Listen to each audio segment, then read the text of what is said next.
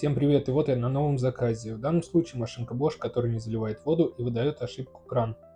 В процессе диагностики выяснилось, что она не только не заливает воду, но еще и плохо ее сливает, периодически выдавая ошибку Е25, поэтому пришлось сменить сливной насос на новый.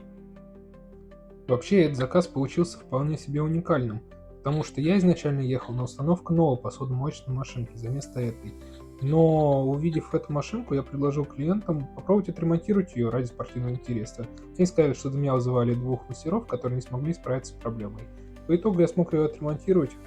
Получается, что проблема вполне решаемая, просто иногда нужно отойти от стандартных методов ремонта.